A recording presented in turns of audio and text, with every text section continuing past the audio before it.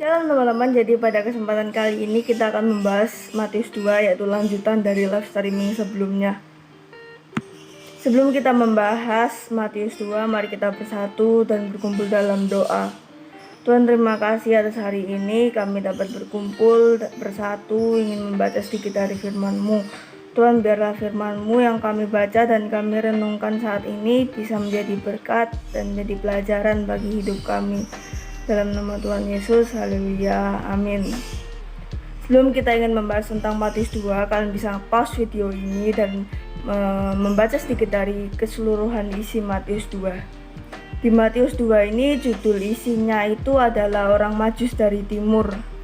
Mungkin semua dari kalian sudah mengerti tentang cerita ini ya, bahkan di cerita-cerita Alkitab anak SD itu sering banget yang ada. Tapi hari ini kita akan mencoba breakdown ini. Mungkin beberapa dari kalian ada yang bertanya, siapa sih orang Majus dari timur itu sih? Jawabannya teman-teman, orang Majus dari timur itu adalah orang dari kerajaan, tepatnya di bagian timur Yudea, yang termasuk orang pintar dan orang bijak. Nah, pada saat itu kan mereka lagi membaca kitab Mika dan melihat di situ ada nubuatan bahwa ada seorang raja Yahudi yang akan lahir di Bethlehem. Mereka kaget dan mencarinya. Malah di tengah-tengah perjalanan dia malah ketemu sama Raja Herodes yang jahat itu. Dia juga awalnya terkaget-kaget dan langsung bertanya di mana tempatnya karena ia takut kekuasaannya dan tahtanya diambil oleh Yesus. Dari cerita ini pun kita terlihat jelas bahwa dari zaman dahulu pun setan atau iblis tetap sama mencobai kita.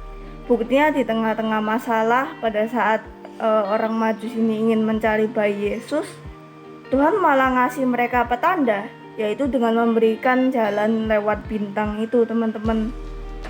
Kalau dari cerita ini tuh aku jadi inget pas aku bayi gitu kan, aku nggak bisa jalan, masih ngesot merangkak gitu kan teman-teman.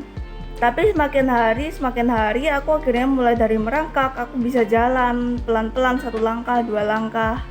Tapi tidak sadarkah teman-teman bahwa kita itu dapat berjalan bahwa karena kita itu dituntun oleh Roh Kudus, dituntun oleh Tuhan. Oleh karena itu Tuhan yang membantu kita dari merangkak dapat berjalan, maka Tuhan yang sama yang akan membantu kita dalam kondisi dan permasalahan apapun itu. Makanya teman-teman, dalam setiap permasalahan yang ada, yuk tetap percaya bahwa Tuhan itu tetap menuntun dan menemani kita. Dia menemui bayi Yesus dan mempersembahkan apa yang dia bawa itu, dia langsung pulang teman-teman. Dan mereka diberi mimpi oleh Tuhan supaya tidak usah menemui Raja Herodes itu. Namun karena Raja Herodes menunggu dan tidak mendapatkan kabar dari orang Majus itu, Herodes merasa diberdayakan oleh orang Majus itu dan mulai membunuh setiap bayi yang berumur 2 tahun ke bawah. Ternyata di saat yang sama, Yesus diberi mimpi oleh malaikat Tuhan untuk pergi ke Mesir dan membawa anaknya serta ibunya pergi ke Mesir langsung. Setelah Herodes mati, barulah Yusuf diberi mimpi oleh malaikat Tuhan untuk kembali ke Israel dan tinggal di Nazaret. Dari cerita orang Majus Timur ini aku punya 3 poin teman-teman. Yang pertama, Tuhan itu nggak bisa bekerja sendiri. Dia perlu adanya kerjasama antara kita juga dengan dia. Contoh nih, kalau misalnya Yusuf pas diberi penglihatan lewat mimpi itu dia nggak jalan, Tuhan juga nggak bisa bantu dia. Terus yang kedua, Allah itu mengizinkan hal yang sulit dipahami supaya kehendaknya itu terlaksana. Terus yang ketiga, Allah itu tidak akan membiarkan anaknya itu jatuh tergeletak, dan dia selalu melindungi dan menjaga anaknya. Contohnya Yesus diberi mimpi untuk membawa Yesus anaknya pergi ke Mesir.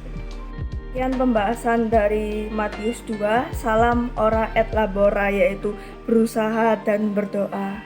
Amin.